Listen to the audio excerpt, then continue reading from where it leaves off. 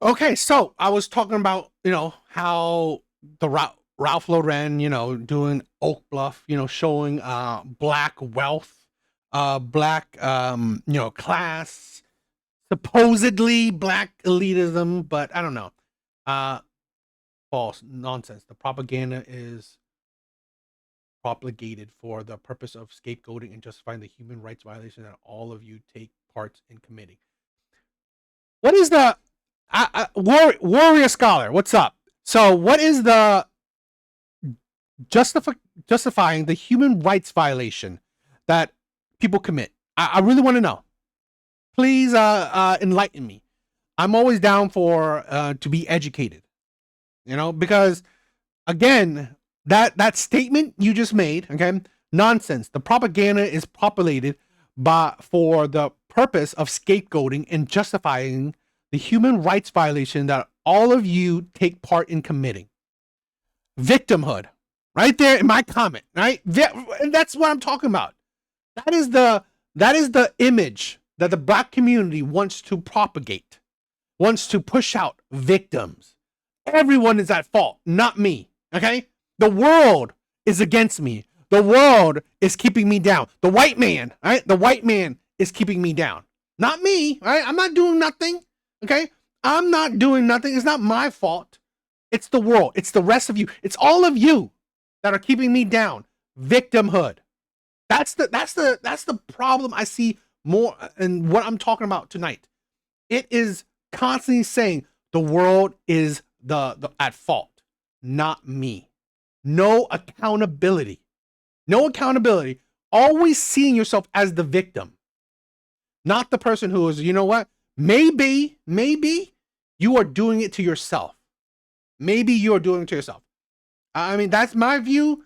Obviously, Warrior Scholar disagrees. It is what it is.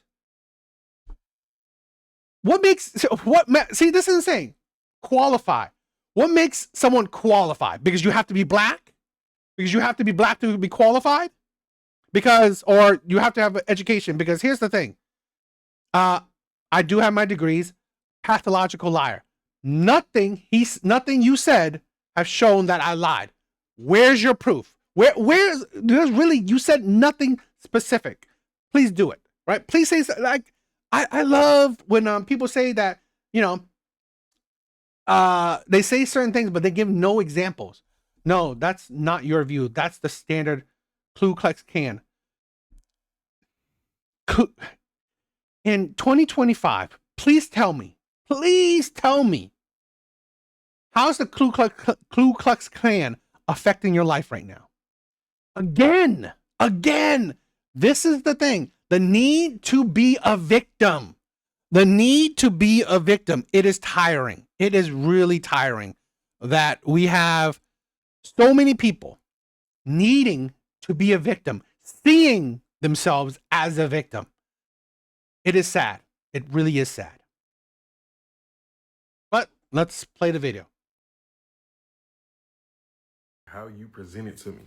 Black elitism got to get the fuck the same way white supremacy does. I don't give a fuck how you present it to me. I don't care. James Jeter just dropped his second collection with Polo Ralph Lauren. The first one, Morehouse and Spelman, HBCUs were the craze. Totally get it. That was a layup. I understand. Now we're in, the second collection is based off Oak Later, American Dream. Bluff. The only section in Martha's Vineyard where black people could gather and do their thing. Cool. I don't give a fuck about none of that. I do not want a black all-American story when it comes to Polo Ralph Lauren, because that is not how we and people who look like me have engaged with Polo Ralph Lauren. It's never been about some elite bourgeoisie shit. We stole that shit. Here's the thing where, see, Warrior Scholar says, there you go, parroting classic Klan defense mechanism. It's really tiring for a community that I find a strong community constantly paint themselves as a victim. Literally, tell me, what do you have a victim shaming Jewish? What am I? It's like, are what are the Jewish? Just tell me. I mean, like I don't see videos of Jewish people acting like victims. So I really show me, and then I will have an opinion on it. Me personally, I don't see those images. I don't see those videos. Like the thing. If it's tiring, well, the great thing about online content, you don't have to watch. It's just that you're weak. That's the problem. You are weak. You don't know how to stand on your 2 feet. You have to blame everybody besides yourself. It's really just sad. That you are creating, the things that you're trying to create, the things that, oh, like this is black excellence or black elite or whatever. We stole that shit. That is not how we engage with Polo Ralph Lauren. And for you, and while I feel like you are overly qualified to sit at the seat as creative director, you must tell these people, if you are going to leverage my blackness to help your company, we have to do it how black people have done it. We have to, at some point, you got to recognize the lowlifes. At some point, you got to recognize these other groups of people who look like us, how we were. It was a rebel for us to wear these things. It was a rebellion to the American dream, to the all-American standard. We stole that shit. And for us who are using our dollar to buy polo, at best, we're talking about a Macy's Dillard level. And for most of us, it's a Marshalls and Ross level. You have to, if you are going to sit at the creative director seat, you got to understand, like, the access is at that Macy's Dillard level and down. We gonna steal that shit up there. That $600 jacket, the booster's back. You know what I'm saying? And I'm not saying this like to promote, you know what I'm saying, nefarious behavior and shenanigans. I'm saying it because that's how we engage with this shit. We did not engage with this shit on some like, oh, like, we don't give a fuck. Like, none of that shit is what we give a fuck about. And it's kind of disingenuous that you're trying to pass it on. Like, that's crazy as fuck to me. Black elitism. So in a video, right? Like I said, in a video that is really hating on this campaign that shows black people in a more positive light. Okay? A campaign that shows black culture, black people in a positive light, more class, more demure, more just an image of wealth. An image of wealth. We have here a creator that is talking about this is not the image of black people. The image of black people is stealing it, right? Like stealing it. He said low life, right? Black people as low life. Okay? It's not representative of black people because the representative of black people is poverty, struggle, right? Rebellion. I agree with that, but that's the thing where I find that a very sad view of what you see as your community. And this is the thing. This is the thing. That is what the world also sees. That is what the world also sees. So he's out of his mouth. He's telling you how the world views the black community as thieves, as criminals, as lowlives. That's something I don't want. That is why I said why I love this campaign ad is promoting, it's showcasing a different side that, you know what? It's not shown enough. It's not shown enough. But what he's saying, that's the side that is constantly shown of the black community, constantly propelled, constantly perpetuated. That is the popular view of the black community. That is what's creating the monolith. I've said this. The black people, right? Black people are not a monolith. The sad part is, it is the public image. The black image, the black community's image, that is the monolith. The monolith is what he's saying, right? Thievery, criminality, low life, struggle, right? Struggling, rebellion. The rebellion, okay, I agree with that, okay? But the other part, it's very sad. Shit like that is just sad. That's how you view your community. And again, that is how the world also views your community. And that is why I said, and I've said this other times, why the black community does not care about their public image. They do not care about their public image. And I think that is sad. That is sad. Because at the end of the day, then you just blame everyone else. You don't want to change the public image. You don't want to make any fixes. You don't want to do things to actually enact changes in the community. You don't. Just like what I'm seeing, right, with commenters, it's always blaming on others. It's always others. And it's always like, you know what? When someone is trying to make change, the Ralph Lauren thing, okay, is trying to make a change, trying to add a different narrative that is already existing in the black community. You fight against it. You complain about it. You say that's not the image of the black community. And I think that's sad. Great. Show me it. I mean, to be honest, is like, Helap, all you're doing is just know how to insult people. And again, that is what that is the image, right? That is this right here in the comment section. It is kind of an image, kind of the image of, let's say, the black community, where you don't have the ability to articulate anything. I'm not scared to show, you know, discourse, right? I'm not scared to show discourse. Same way white. I don't mind.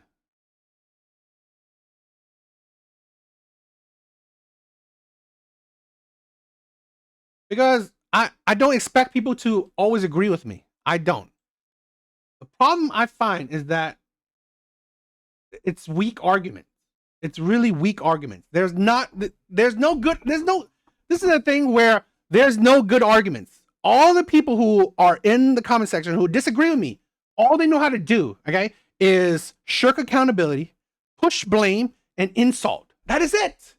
That is it. They don't know how to say anything of meaning. They don't know how to say anything of meaning. And that is what the world sees. Okay? That is how that, and I think it's sad. I do think it's a sad thing. Birth of the Nation. Are you're talking about a movie? I've said this, right? I've said that there is not enough counter programming. There's not enough imagery of other things. Projecting what? What makes you qualify? Okay? What makes you qualify just because you're black? Because here, in my opinion, in my personal opinion, right? This is all my opinion. We have so many things where's the black people that are actually caring? There's not that. It's not that. I don't think it's that. What is it? That many. But that's my personal view. Disagree or not, I'm up for it.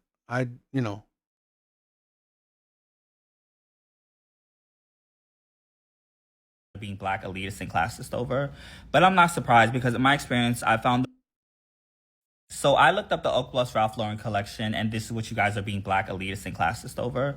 But I'm not surprised because in my experience, I found the bar to entry to start perpetuating classist and elitist points when you're black is so low that once you get a little degree and a little bit of money, you start punching down on people that you all call the Tyler Perry lifestyle, single mother on welfare, Section 8, low-income blacks in the inner city ghettos, etc., etc.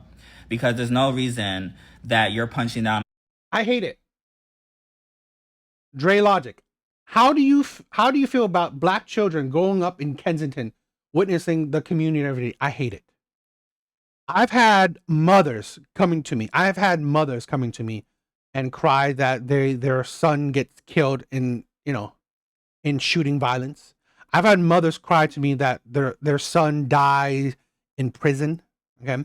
I've had mothers cry to me that their son dies of drugs. Whether you think I'm racist or not, whether you hate me or not, whether you think about my logic or not, it's that I experience it every day. I see the sadness. I see the hurt that I see around the people that I've been around, and it gets me. I'm tired. I'm tired of what is hurting the Black community, and certain things I view that it's not helping. That's what I believe. Trevor, Asian people did not get reparation. I think that was the Japanese. And here's the thing with reparations. It is easier to get reparation from people who actually been harmed. No one in my comment section has been slaves. No one, right? None of them. Not a single one in my comment section can say that they were a slave. Not a single one. So really, talking about reparation, I have my own opinions on that. I think that's whatever it is. You and your fellow Klan proxies are merely parroting prepackaged white supremacy. Yeah, white supremacy. Another way to are you affected by it? Trevor? Here's the thing where we'll be talking about this, right? Black elitism, black guys. Are you affected? Can I tell you? Can I ask you? Is ancestors as a slave, has that stopped you from having an investment account? Has that stopped you from having a high yield savings account? Has it stopped you from, not committing any kind of crimes? Has it stopped you from, saving, budgeting, not spending your money? Actually trying to create wealth? Has it? I doubt it.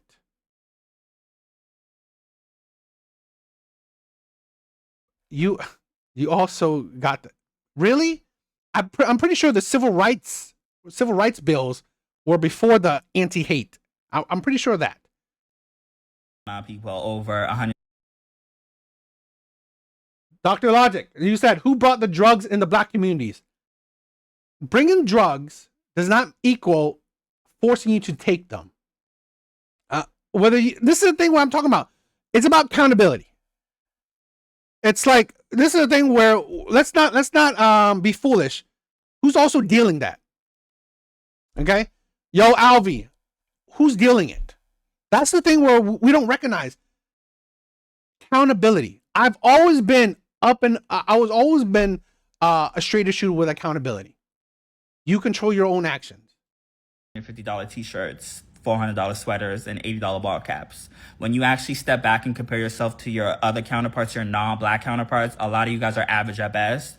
But then when you get into Black spaces and with Black community, here's the thing, right? You said 50 years of nationwide arson by whites local, the police department, and National Guard stopped Blacks from getting generational wealth you didn't deal with for 50 years. Guess what? Immigrants, right? Who hasn't been here for 50 years have already started generational wealth. Immigrants, they came here poor. Immigrants did not come here wealthy. Immigrants did not come here wealthy. And they have already been creating generational wealth. All you need generational wealth is just one generation. Your parents, right? Your parents needed to have been working hard, needed to be saving, needed to be investing, right? Needed to be budgeting. All you need for generational wealth is one generation. That is it. All you need for generational wealth is one generation. That is it. Again, it is victimhood. It is shirking, right? Shirking accountability. It is constantly victimhood. It's the white man. It's the white man. And that mentality is not helping the Black community. Then you start flexing and bringing down on people.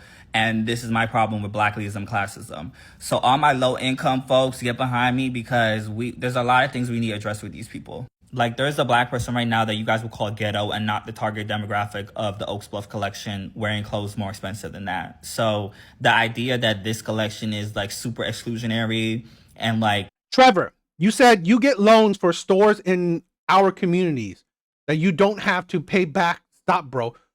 Who do you think we get loans from? Who do you think we get loans from? From other Asian people, not from white people. And you said your communities. No, it's minority communities. Okay? There are Hispanics that live in poverty communities. Poor Asian people live in actual said communities. Our government, no, Asian people off the boat aren't getting loans from Chase, from J.P. Morgan, from Goldman Sachs. They're not getting loans from banks like that. No, prove it.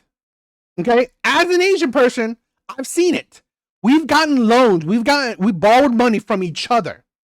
Right? That is community. That is community. We're not going, because this is the thing. We're not wanting Asian people. We don't want to pay interest.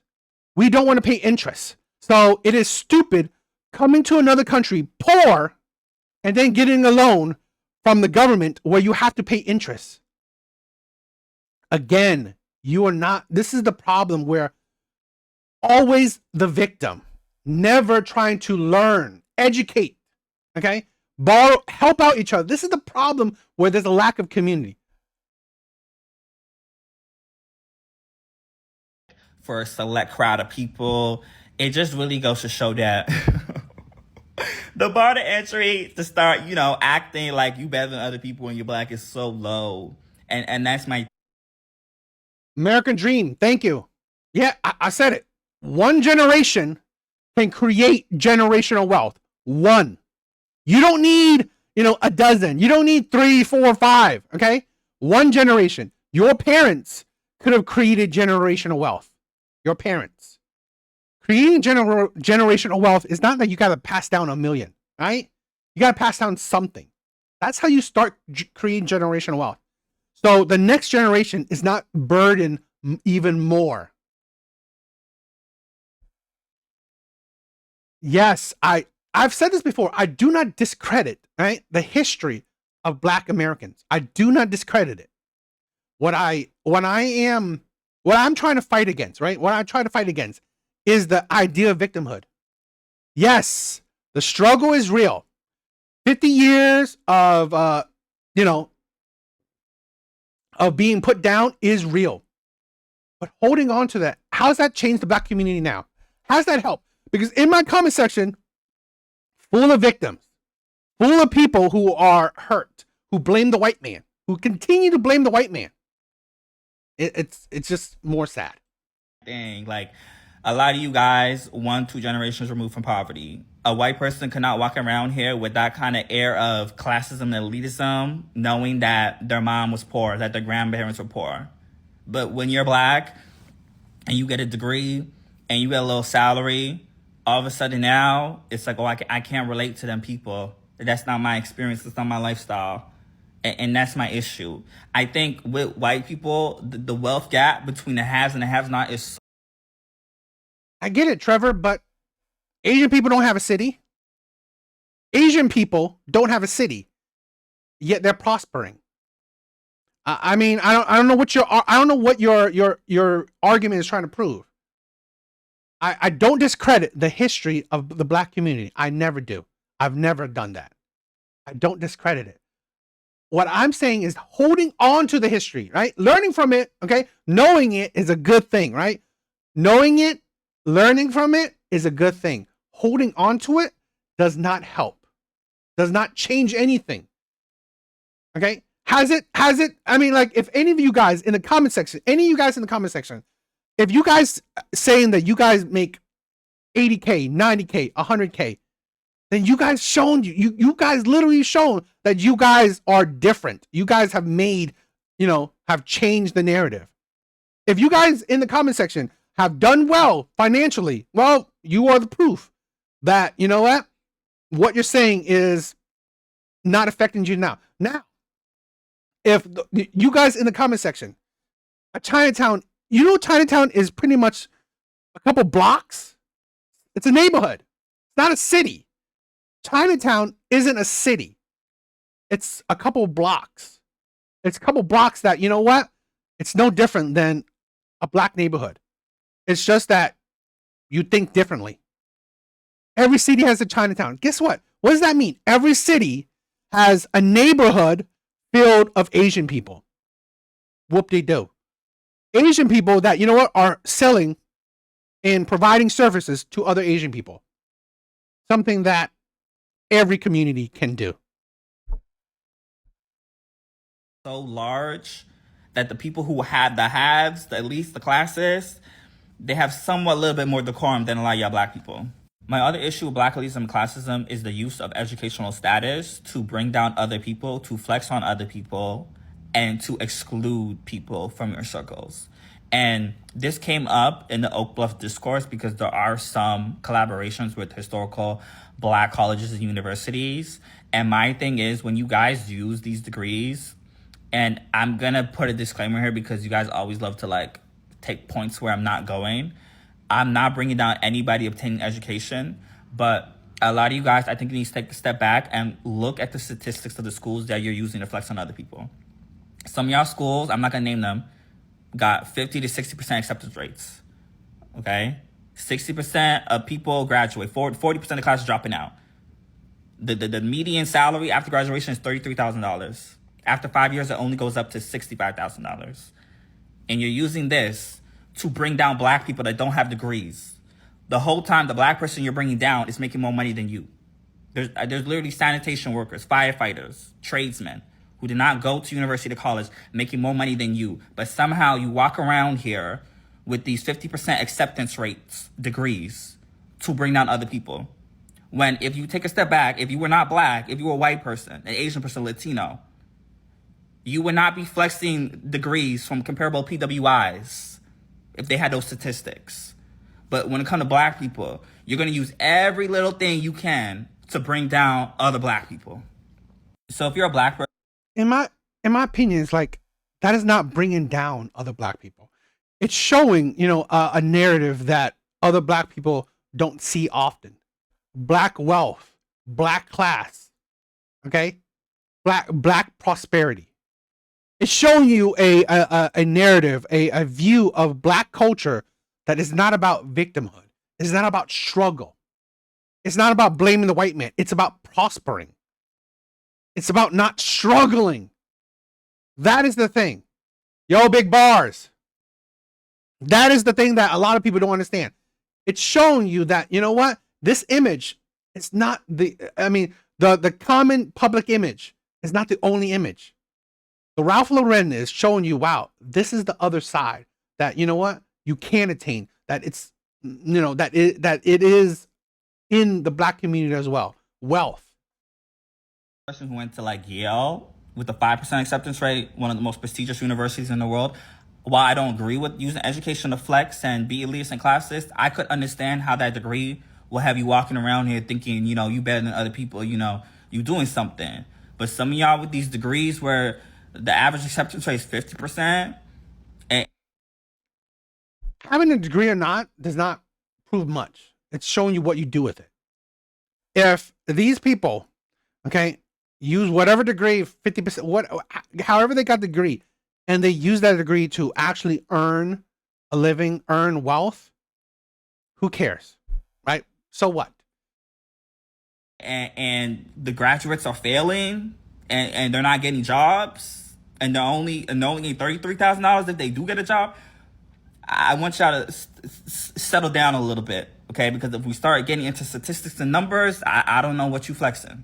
And as a black professional that works in New York City, you start to run into a lot of these folks in the spaces they're in. And I've never really connected with them. And I never really clicked with them.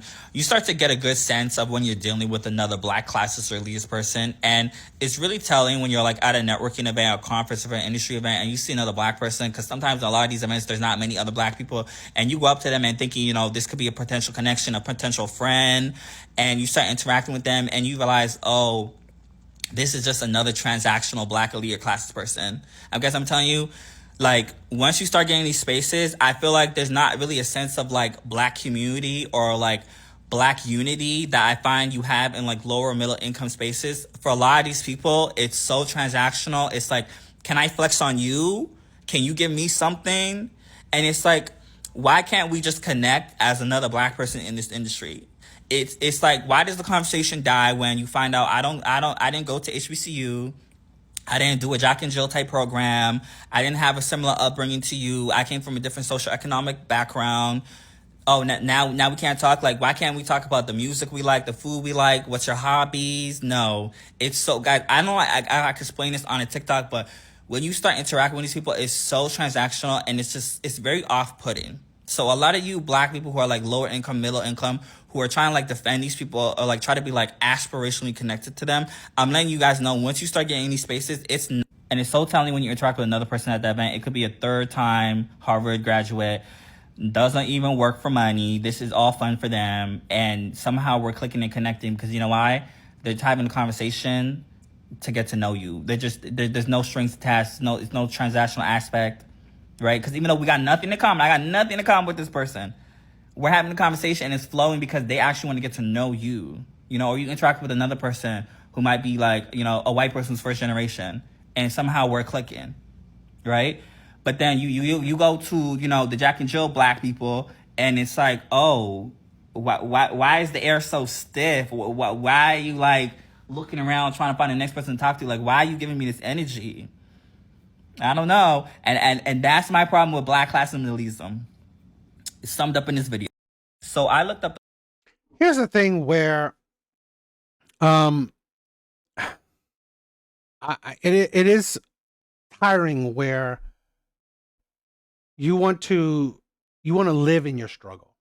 You want to live in your struggle. You don't want to push yourself to improve. But, that is my view. That is my view.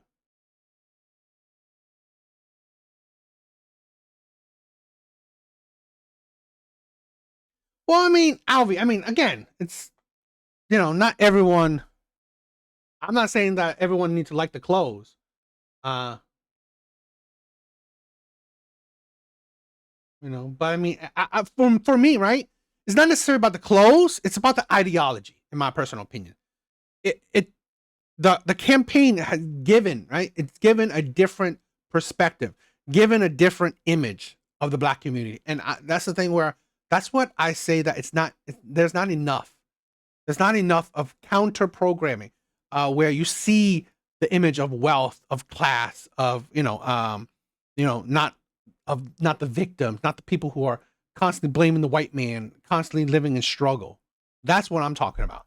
And I think that's, the important thing.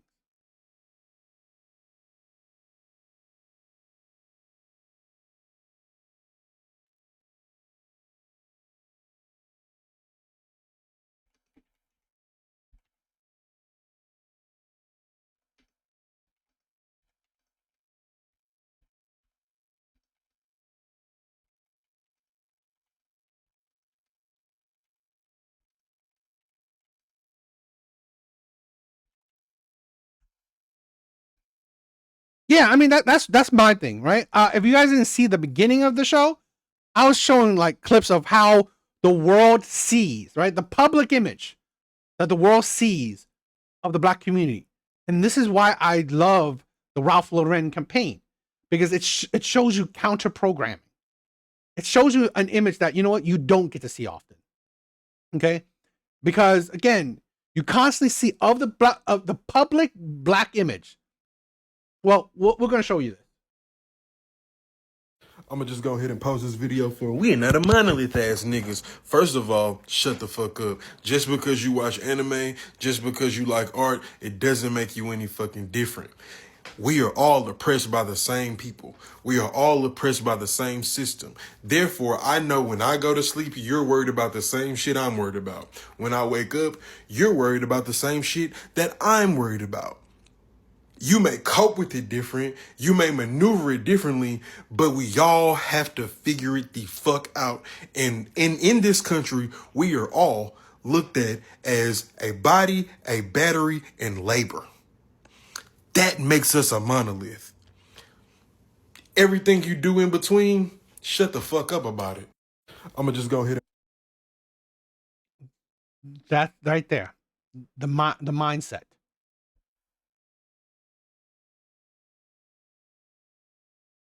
And that's the thing where I don't disagree. I've said this before. I think the black community is one of the coolest communities. But here's the thing. Where's no counter programming? Yeah, when you hear hip hop, what do you see? Right? Bitches and hoes, right? Money like that. Whole bunch of booty shaking.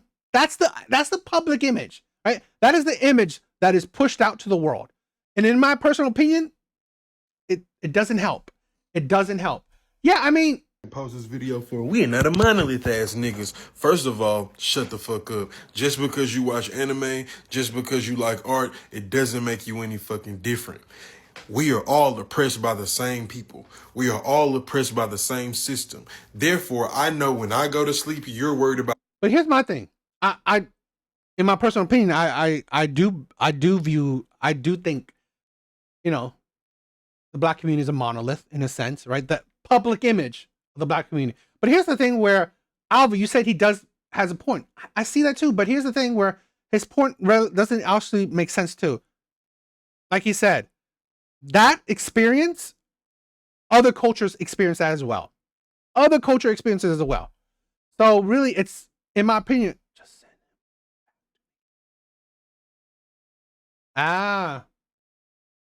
another one that goes for insults. Again, weak arguments. It just goes for insults.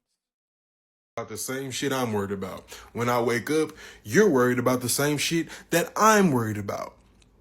You may cope with it different, you may maneuver it differently, but we all have to figure it the fuck out. And in this country, we are all looked at as a body, a battery, and labor. Again, everyone is looked at as labor. Okay, again, not everyone is in the top percentile. So every group of people is looked as labor. I mean, so that's why I was like, I don't disagree with his point, but it's very narrow. And again, it's using the mindset of, you know, struggle. Like I said, it's always a struggle. That makes us a monolith. Everything you do in between, shut the fuck up about it. I'm gonna just go ahead and.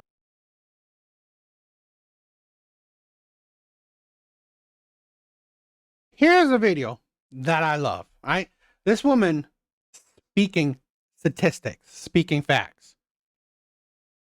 Simple mathematical fact is only 17% of Black Americans live below the poverty line, which means 83% of Black Americans are working class, middle class, upper middle class. No, that's not true. Warrior Scholar, no, that ain't true. Or upper class. The majority of Black Americans are completely fucking normal, and we were not raised in a ghetto aesthetic. We do not follow a ghetto aesthetic. We do not care to be labeled or to perpetuate the stereotypes that the media and the loudest among us like to think. The majority of Black Americans are doing well, do not live in poverty, and are succeeding in Black excellence, just like everybody else in this country. I'm so sick and tired of everybody acting like all Black Americans were raised in the ghetto. Like we all follow this weird ghetto aesthetic. Like we all want to live this weird ghetto trash lifestyle. Only 17% of us grew up in poverty. That is it. That is a very small number that grew up below the poverty line, or poverty lower. So at this point in time, it stands to reason the rest of us grew up pretty fairly normal, are living the American dream the best that we can, just like every other group. It is time to move beyond victimhood and time to understand that it is a mindset, that the majority of Black Americans are highly successful, just like all of the other groups of individuals. Why do we keep perpetuating these super harmful victimhood ghetto aesthetic is completely beyond me, because that is not how the majority of Black Americans are living. So the simple mathematics. I love that. I love that. And who takes up the most space in the American chest? She's right. I agree. This is the problem where there's not enough counter programming. There's not enough to show the difference. And that's why, again, why I love the whole Ralph Lauren campaign. It is showing you that stop seeing the Black community in the lens of struggle, in the lens of victimhood, in the lens of always being the underdog, or always at the bottom of the totem pole, or always, you know what, in the negative light. What she said was amazing, in my opinion. Medical fact is only 17% of Black Americans live below the poverty line, which means 83% of Black Americans are working class, middle class, upper middle class, or upper class. The majority of Black Americans are completely fucking normal, and we were not raised in a ghetto aesthetic. We do not follow a ghetto aesthetic. We do not care to be labeled or to perpetuate the stereotypes that the media and the loudest among us like to think. The majority of Black Americans are doing well, do not live in poverty, and are succeeding in Black excellence, just like everybody else in this country. I'm so sick and tired of everybody acting. Alvy, I would have loved that. I would have loved that. I figured you're always busy, my brother. You're always busy. So I would have loved it. I would have loved, to co-host. Like all Black Americans were raised in the ghetto. Like we all follow this weird ghetto aesthetic. Like we all want to live this weird ghetto trash lifestyle. Only 17% of us grew up in poverty. That is it. That is a very small number that grew up below the poverty line, or poverty lower. So at this point in time, it stands to reason the rest of us grew up pretty fairly normal, are living the American dream the best that we can, just like every other group. It is time to move beyond victimhood and time to understand that it is a mindset. What she just said, she just dropped gems. Move beyond victimhood. This is the mindset. Right? I'm sorry. A lot of people in my comment section, you are poisoned by this mindset. It is the victimhood mindset. Talking makes her hotter. Big bars. Yep. That the majority of Black Americans are highly successful, just like all of the other groups of individuals. Why do we keep perpetuating these super harmful victimhood ghetto aesthetic is completely beyond me, because that is not how the majority of Black Americans are living. So the simple... I agree. Right? Alvy said it. Her point is the people are programmed to believe Black people aren't nothing and trying to hurt you. Exactly. And that's, again, that goes back to my point where why I care or why I love the whole Ralph Lauren campaign. It's showing you something different. It's showing you that Black people aren't the stereotypes that the world believes them in. I showed you the beginning of the stream of what the world sees when they think about Black people. And I showed you the countering that Ralph Lauren's campaign is doing and why it's amazing, because it's counteracting it.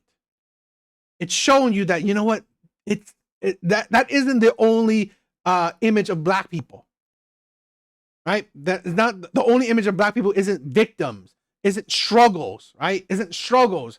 It's also wealth. It's also, integrity. It's also morality. There's so much more. And that's why I say, that's why it's important to show counter programming and why it's tiring. And that's amazing. See, Trevor, that is amazing. Yeah?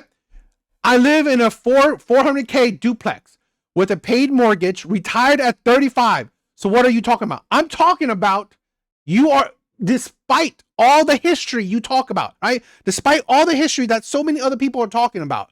Look at that. This man, Black man, right? Succeeding. And now ability to create generational wealth with one generation. Literally no victimhood there, right? Not carrying the shackles of victimhood on his back. Well, Trevor, whatever you say, if you believe that, cool. Because if I'm stopping you, right? Trevor, if I'm stopping you from, retiring at 35, if I've stopped you, right? Gaining a 400K property, if I stopped you from that, then yes, I'm the enemy. Because it doesn't look like a white man has stopped you from doing that. It doesn't look like anyone has stopped you from doing that. And that's the problem. So it is the constant need to, there's always an enemy, right? Literally, it's sad that that's what you believe, Trevor. There's always an enemy. There's always a villain. There's always a villain in my story. And I believe probably, the Warrior believed that too. The people are programmed by who? Ralph. The people are programmed, right? By everything. Social media, entertainment, online rhetoric. This is the thing, because 1 out of how many people? That's the problem. We don't have enough people, right? Thinking past that, not always constantly thinking about the struggle, constantly thinking about the victim. And you said 1 out of how many? Did you not listen to what she said? Fact is, only 17% of Black Americans live below the poverty line. 17% of Black Americans live below the poverty line. Which means 83% of Black Americans are working class, middle class, upper middle class, or upper class. The majority of Black Americans are completely fucking normal, and we were not raised in a ghetto aesthetic. We do not follow a ghetto aesthetic. We do not care to be labeled or to perpetuate the stereotypes that the media and the loudest among us like to think. The majority of Black Americans are doing well, do not live in poverty, and are succeeding in Black excellence, just like everybody else in this country. I'm so sick and tired of everybody acting like all Black Americans were raised in the ghetto. Like, we all follow this weird ghetto aesthetic. Like, we all want to live this weird ghetto trash lifestyle. Only 17% of us grew up in poverty. That is it. That is a very small number that grew up below the poverty line, or poverty lower. So at this point in time, it stands to... But you going with TV, right? There's always, not social media, but there's always been media. That's the thing. There's always been media. Reason the rest of us grew up pretty fairly... Movies, TVs. I mean, like, rap is not, rap has been there. You're seeing the images from news, from TV. That's the thing. Again, there is no counter programming. There's no image to show, the community and other people the difference. Propaganda, yes. Normal, are living the American dream the best that we can, just like every other group. It is time to move beyond victimhood and time to understand that it is a mindset. That the majority of Black Americans are highly successful, just like all of the other groups of individuals. Why do we keep perpetuating these super harmful victimhood ghetto aesthetic is completely beyond me, because that is not how the majority of Black Americans are living. They become so accustomed to seeing Black people in one way, which is poverty-stricken, be a single-parent household, not having much, having to steal, which I heard somebody came out and say, we don't actually buy Ralph Lauren, we're stealing the Ralph Lauren. That is... Yo, Artie, you came on a very hot button tonight. Is not the entirety of the Black experience. For the Martha Vineyards representation, that is another version. Here's the thing, right? You mean institution owned and controlled by people who share skin complexion with Ralph Lauren. Always seeing the white man as the villain. Always needing someone as the villain. Here's the thing, where the person who is leading the campaign, of Ralph Lauren is a Black man, is head by Black man but who cares, right? Who cares? Because Ralph Lauren is a white man.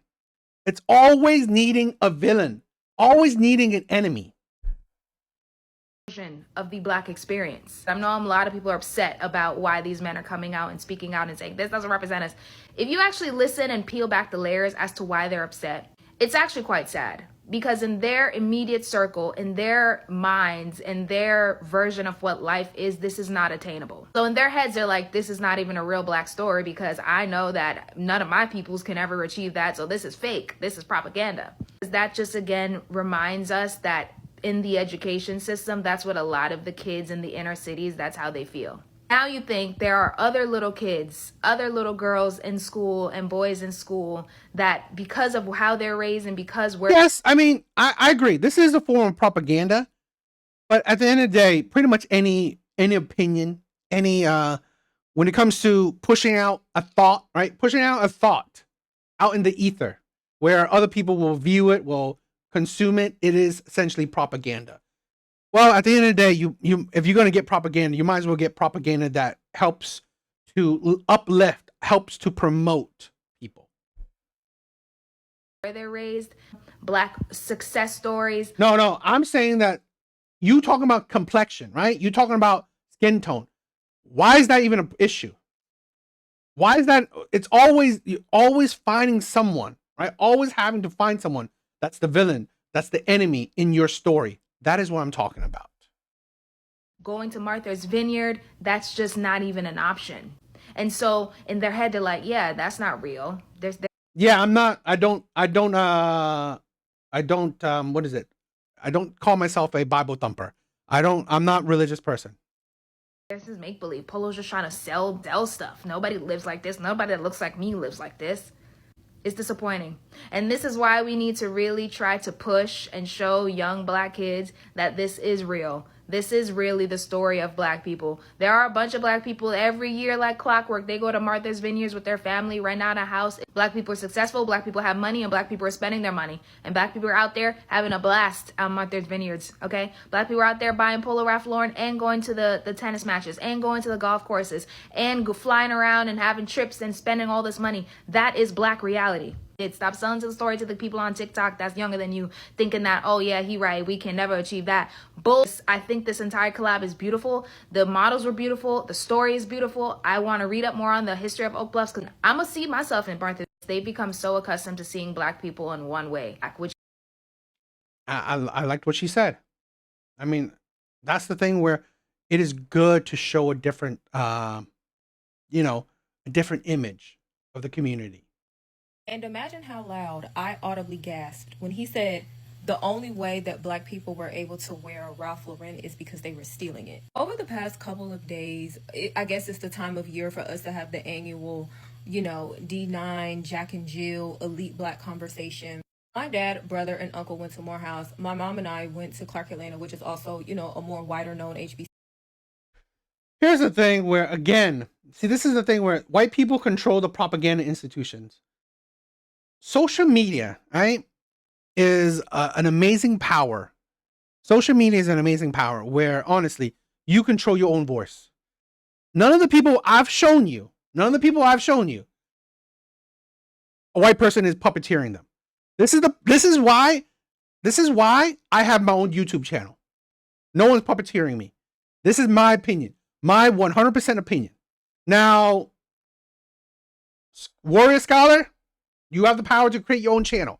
You have the power to create your own institution. You have the power to push out your voice. That's your power. You have it. I mean, Black people have had the power. They have for years now, for decades even.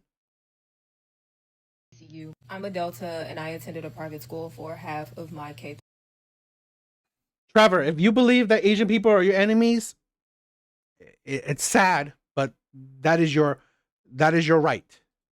12 education. So I'm someone who is very familiar with this space of people that seem to get y'all so riled up every single year. Black people's favorite quote is, Black people are not a monolith, in which we are not. But seeing y'all so viscerally upset at the Ralph Lauren collection is I just don't understand it. And I think part of the problem is that a lot of people don't know African American history in the way that they think they do, because there have been affluent Black people since the 19th century. Of course, that wasn't, the reality of most of the people then. No. I was right in referring white man as the villain. The white man as the villain. People who are white are the villain. People who are not Black are the villain. That is what I'm referring to.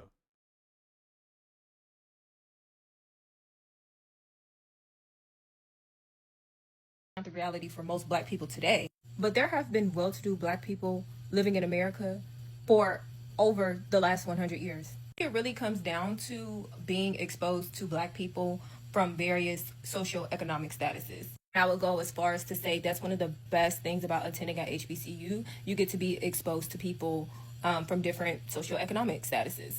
And I would argue that being around Black people, who have different socioeconomic classes, is just as or even more as important than just having your kids around white people, because there is diversity in Blackness. And I really hope I'm not sounding privileged, but no, you say I'm wrong, but throughout your whole tirade, all the time you mention, okay, you keep on saying white people, right? The Ku Klux Klan, all these people, what are they?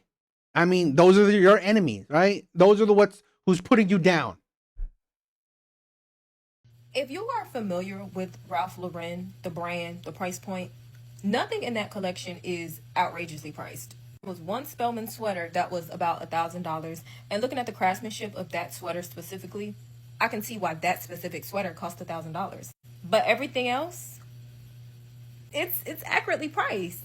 Because if we're talking about paraphernalia, collegiate paraphernalia, even sports paraphernalia, that's about how much the items cost. Because if I go down to Clark Atlanta's bookstore right now, I am going to find items that are similarly priced to what was in that collection. If I go look at some authentic Atlanta Falcons paraphernalia. This Oak Bluffs collection from Ralph Lauren just took a big old giant flashlight and shined it on the difference between black people and ninjas. And yes, it's a big difference between black people and ninjas. And exactly how that ninja mentality is a mental illness. It takes a special kind of sickness to look at these people enjoying life, enjoying their families, living off of the ocean, nice sea breezes, nice houses, nice cars, nice clothes, no litter, no trash. They're exchanging ideas between one another on how to advance themselves and their families and their businesses and their endeavors. And look at these people and say, you know what? I hate it. Your whole tirade only proves that only a very select few can talk about it. And here's the thing where I don't believe that. I don't subscribe to that. Anyone can have an opinion. Anyone can have an opinion. Now, it is within your own right to disprove that opinion as well. But really, you didn't disprove that opinion. You just show that, you know what, because you don't read this, you don't, think like this, you have no right to in it. That I don't agree with. I don't like it. Something wrong with that. It's elitism. It's classism. It's bougie. They uppity. It takes a special kind of illness to look at this and have that reaction. It takes a special kind of illness to look at a ghetto lifestyle. Yes, anyone can have an opinion. That's part of freedom. Whoop-de-doo. I mean, you think that's an insult? Yes, anyone can have an opinion. Hood lifestyle, crackheads, busted bottles, litter all over the place, violence, shooting, stabbing, drugs. And say, you know what? This is it. This is where I want to be. This right here. It can't get no better than this. This is it right here. And this brother, right? This black man is literally saying essentially what I'm trying to say. Yeah. I want to live in the ghetto forever. And I'm not saying what this video represents is perfect. It's not perfect. Nothing is perfect. But what I am saying is that the mental illness that the ninja mentality brings with it is destruction. And I don't see destruction in these pictures. I don't see people not having things and not letting other people have things either. That's what the root of this ninja mentality is destruction. It's like that old song, self-destruction. If you got a nice house, they try to destroy it. If you got a nice car, they try to destroy it. If you try, have a nice business, they try to destroy it. You got a positive self-image of yourself, they try to destroy it. You try to do something outside of the box that they're not doing, they try to destroy it. Whether it be physically or whether it be through criticism. They try to destroy it. And that is the root of the ninja mentality, is destruction. And I don't see that in this video and what these people represent, this lifestyle that they represent. Because ultimately, what growth and advancement means to me is peace, and a level of peace of mind that you can't get from the hood. It's about being able to sit down and enjoy a cup of coffee and not having to hear the hood. You know how the hood sounds. Yeah, well, your opinion is pretty much the same level as mine. I mean, it's not like I value your opinion that much or at all. So really, great. You ain't got to hear that. You can leave out of your house and not feel tense about who's going to try to break into your house while you gone, or your mama getting hurt out while she trying to do her grocery. Biggs, I agree. I mean, the black community do not want a public image of that. But here's the thing where they're not fighting against it, right? That's the thing where they're not fighting against it. And this is what I'm showing tonight, where exactly the Ralph Lauren ad campaign is a great counter. It's great counter programming, a great way to fight, right? Fight the, the toxic imaging that is currently, within the community. Shopping. That's what advancement and growth really looks like. It's a level of peace that you can't really get in the hood. So to look at these people and say it's something wrong with the life that they live in is a mental illness. And it's time to do some reflection if you got a problem looking at black people living like this. I liked what he said. I like what he said. Artie, you know what? Yeah.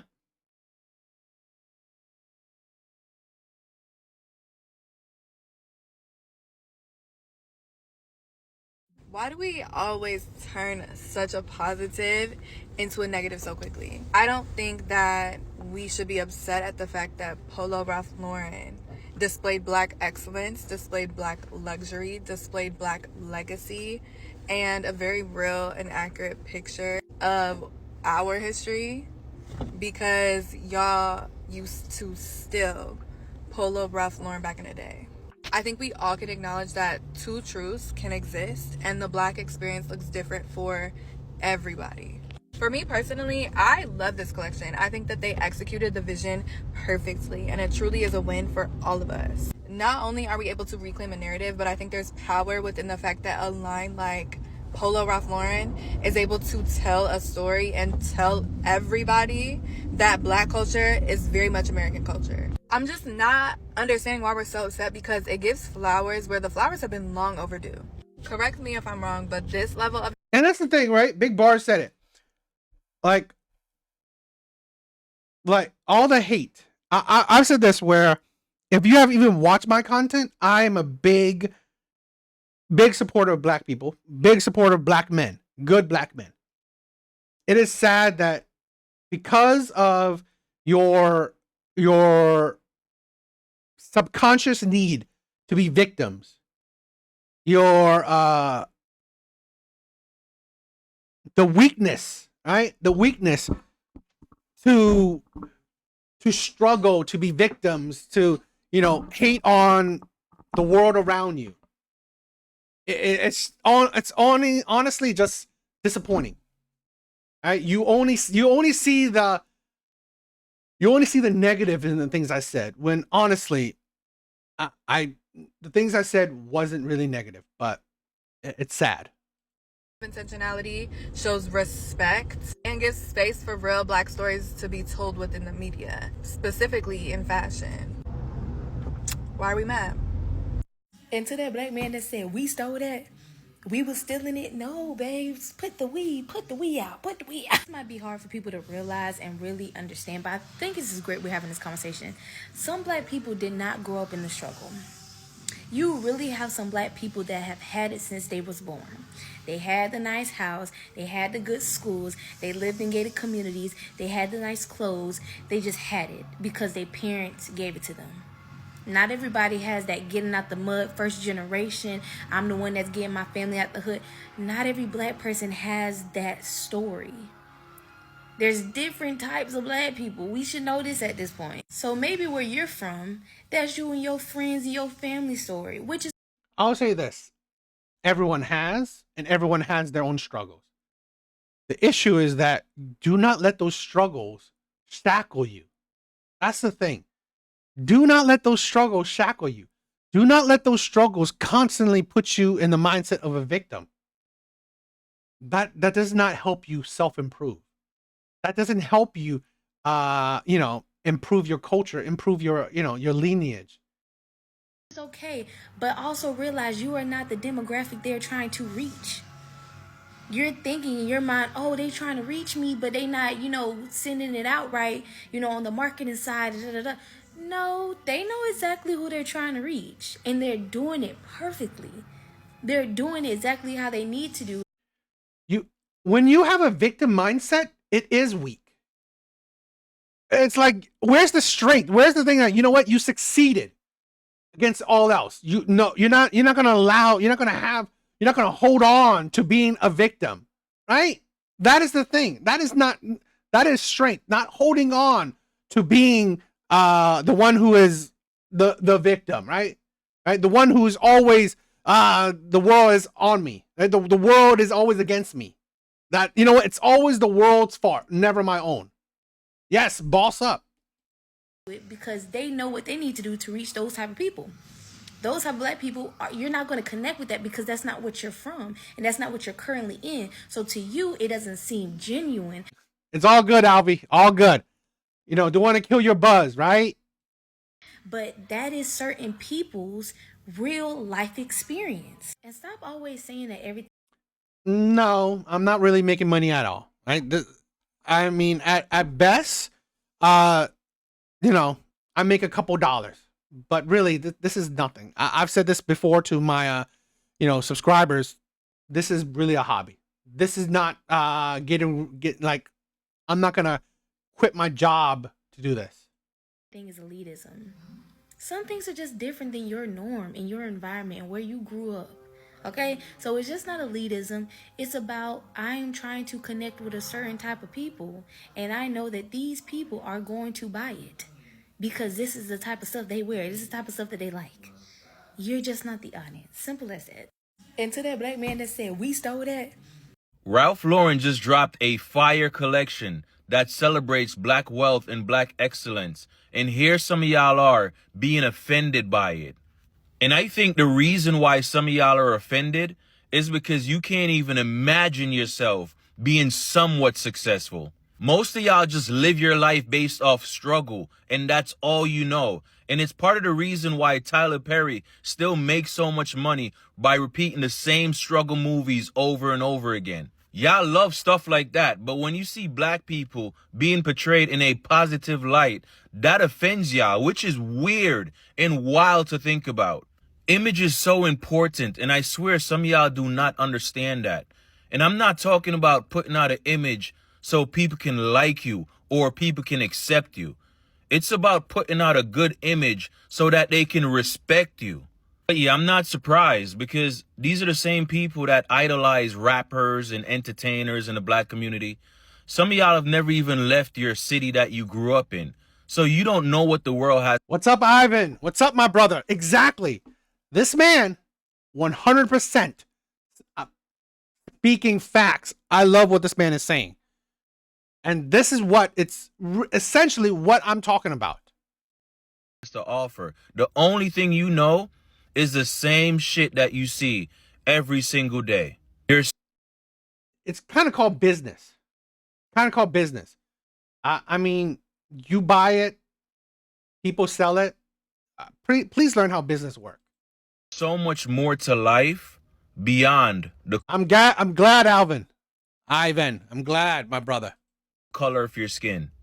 Ralph Lauren just dropped a fire collection that celebrates black wealth and black excellence. And here some of y'all are being offended by it. And I think the reason why some of y'all are I love what this man said, okay? I love what this man has said. I mean, this man is speaking exactly what I'm thinking. Offended is because you can't even imagine yourself being somewhat successful. Most of y'all just live your life based off struggle, and that's all you know. And it's part of the reason why Tyler Perry still makes so much money by repeating the same struggle movies over and over again. Y'all love stuff like that, but when you see black people being portrayed in a positive light, that offends y'all, which is weird and wild to think about. Image is so important, and I swear some of y'all do not understand that.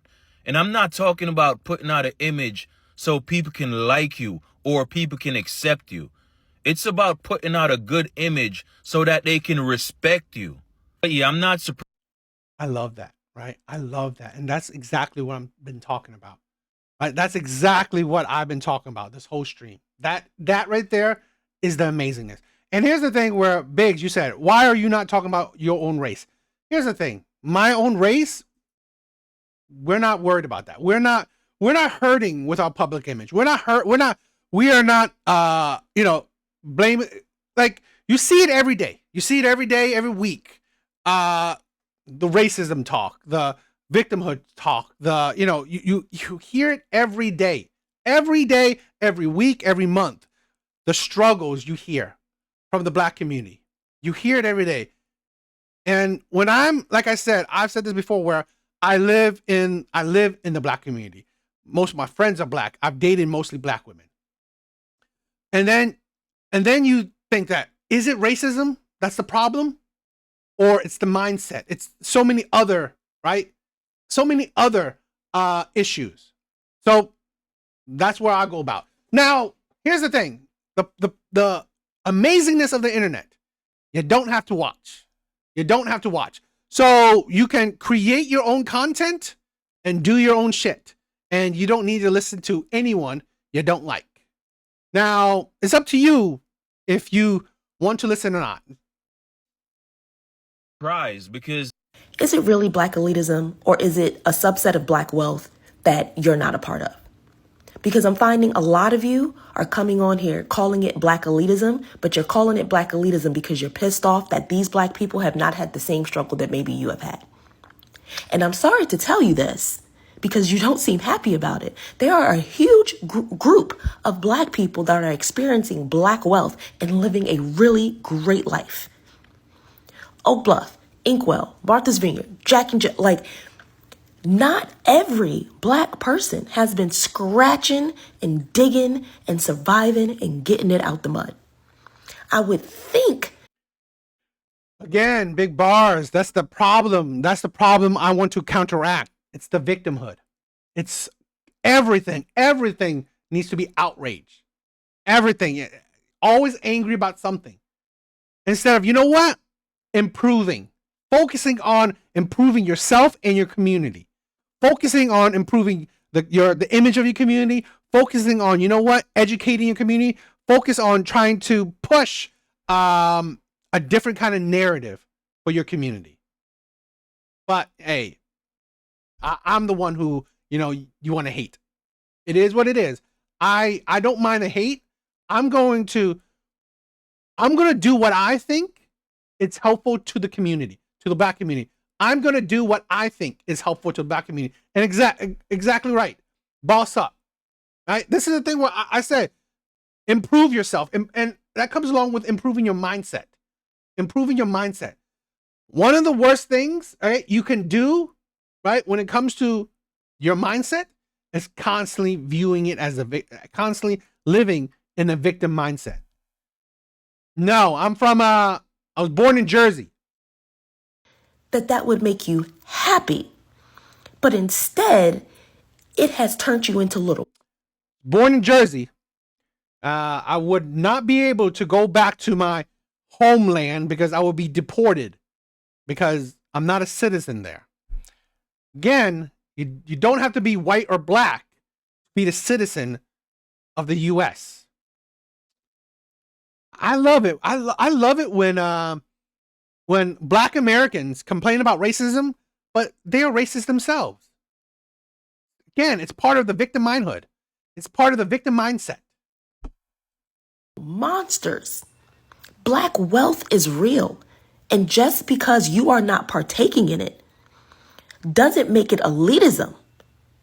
And that's what I want to promote, right? That's what I'm trying to push out. It is stop believing, stop holding on to the shackles of victimhood, of the shackles of struggles, the shackles that, you know what, honestly, isn't helping the community. Believing, having a goal of wealth is part of, I think, rising above, the struggles of, let's say, modern society, in my opinion.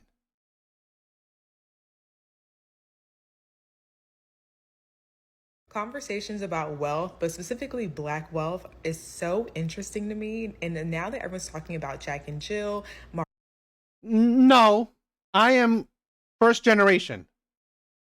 I am first generation. Martha's Vineyard and the Oak Plus collaboration. You said your family fled. I mean, you know, there's legal way to immigrate to another country, correct? I didn't think I need to educate you in that way. There's legal ways to immigrate into another country. With Ralph Lauren. And I'm not a fan of Tyler Perry, because here's the thing. He promotes victimhood. He promotes struggle, right? He promotes the negativity, the negative image of the black community. He promotes it. I need to say what I gotta say. I'm someone who grew up in the suburbs in New Jersey, but most of my family is from Philadelphia. And it wasn't until I was about 25 that I started to meet other black people in the engineering, lawyer, doctor space that all assumed that I was a part of Jack and Jill, which I never was. I think people assume that because my family was from Philly and I was an engineer, but what they didn't know is that I'm first gen. And even though I have a PhD, I was planning on leaving that industry to be an influencer, which is what I am right now. But because they assume that this is the thing where this is also educational to me. I didn't really realize the other side, of black wealth. I didn't know what Jack and Jill was. So this was very educational for me. part of the club, right? I would be invited to things that I had never even heard of, that I was never a part of, and I just kind of assimilated, like as humans do. Now I live in LA, I host black ski trips for black people, which are typically people who have higher incomes and discretionary income. And I also host tennis events, which is also a rich activity that people will participate in. But yet again, people assume that I'm part of this like black wealth space, which I didn't grow up in. However, it has granted me so many opportunities just from me showing up and assimilating into what is already going on. So I say all that to say that yes, there is elitism in these spaces. The whole new money versus old money conversation isn't as relevant as people would like to make it seem, because yes, Jack and Jill is notorious for generations of black doctors, lawyers, and just people of higher incomes. Also, in my experience, whenever I have leveled up in my career, black people have always been the ones to put me on. So opportunity is there. You just have to position yourself appropriately to have access to it. Conversations about wealth, but specifically, my family is Vietnamese, fled because of the Vietnam War, which America taken apart. They were a part of. So they got legal citizenship, thanks to American participation. Okay. So yes, my parents are Vietnamese, and they got through it, thanks to all the war that was happening. I did. black wealth is so interesting to me. And that's the thing where big bars, exactly. The victim mindset is what's one of the things that I say it's hurting the black community. It is. And now that everyone's talking about Jack and yeah, I said it. I mean, I'm Vietnamese. My parents are Vietnamese. They came because of the Vietnam War. So they legally immigrated to the US. Jill, Martha's Vineyard, and the Oak Plus collaboration with Ralph Lauren. I didn't know about the Jack and Jill thing. I thought it was very enlightening. For me, it was educational. So I thought I wanted to learn something that, I didn't know. Right? So let's talk about Jack and Jill. Jack and Jill went up the hill to fetch a pail of water. The black elite. But the real question, has it helped all of us or just a chosen few? Founded in Again, I was born in Jersey. Why my parents came, that is up to them. I told you they were born during the Vietnam War. So this is the thing where people immigrate. I mean, again, I don't know this. What's going on with logic, right? People do immigrate to different countries. That's that's something that's not it's not far out there. So I don't understand. 1938 by Marion Turner Stubbs Thomas in Philadelphia, Jack and Jill of America began as a way for black mothers. Trevor, I really don't read. I don't care about religion.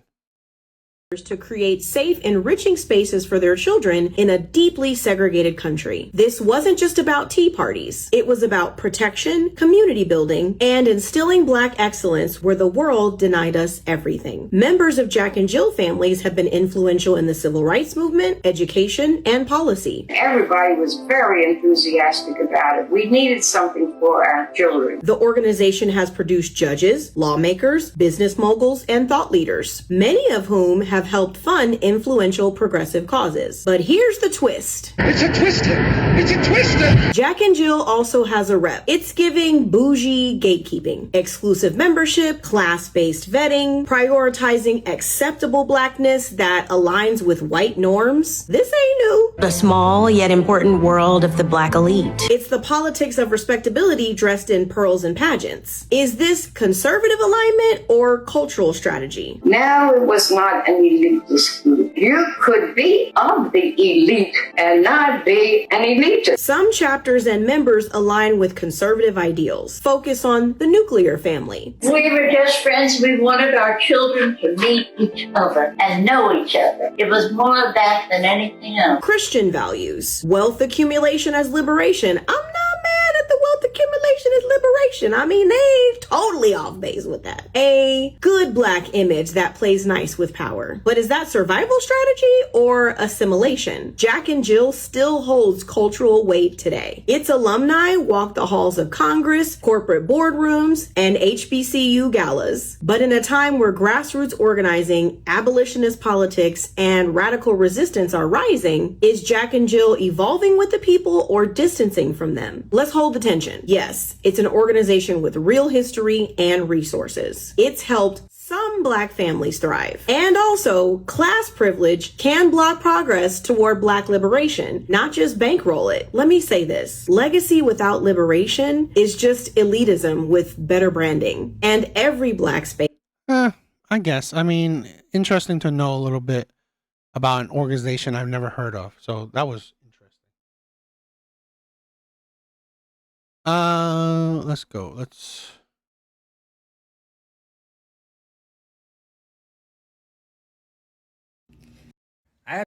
One of my classmates from Morehouse, he and I actually happen to be in the same fraternity. His name is James Jeter. James worked for Ralph Lauren in a clothing store when he was in high school. He then interned with Ralph Lauren when he was in college.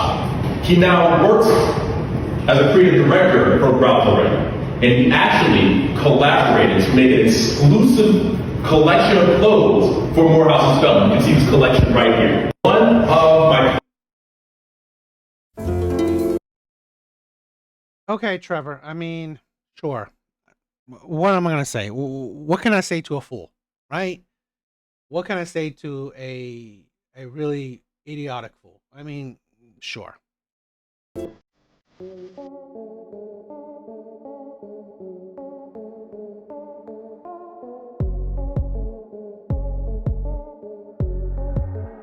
So this is my family and I in Oak Bluffs, the same Oak Bluffs that inspired the Ralph Lauren Oak Bluffs collection.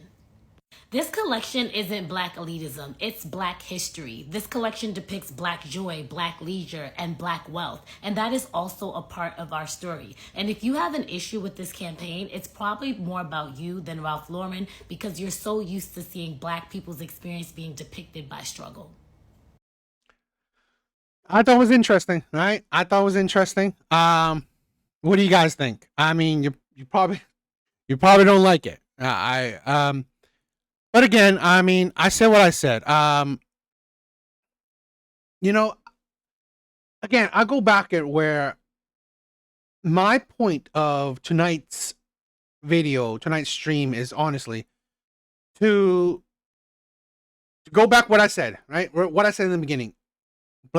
The Black community does not care about their public image.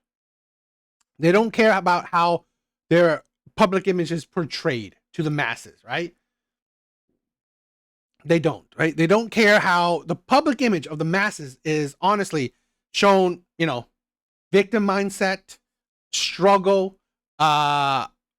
criminality, just all the negativity. And why I bring that up, to counter it with this that just recently happened, right? The Ralph Lauren ad campaign, okay? The clothing brand, all the right, what is happening is, I believe it's amazing because it's counteracting that kind of existing public image. And I don't see enough of it. I don't see enough or as many counteracts or countering counterpoints or whatever to that kind of mindset, to that kind of propaganda. Now, yes, this is essentially propaganda in itself, but again, I believe this propaganda is pushing, in my view, greatness, in my view, class, wealth, respect, where it's pushing a different kind of narrative. And I believe it's needed, right? Because there's not enough of that. We have so much, we have so many black people seeing the regular, everyday image, and they see always, white man as the villain, always the victim, always struggling, always having to rebel, always having to, fight. And that's not the only image, and that's not always the best image as well. So that's why I made tonight's video, to maybe have a different kind of point of view, to maybe counteract it. Okay. And why I want to promote something that, honestly does kind of counteract what I believe as the general monolithic public image of the black community.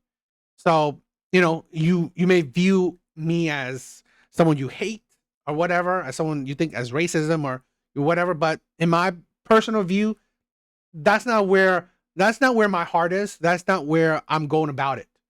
I care for everyone. I care particularly for good people. I care for good men. And in particular with that, I care for good black men. So, that's how I go about it. I mean, whether you like my views or not, that is your right. Okay. You have, you don't have to watch, you don't have to care, you don't have to listen. So it is what it is.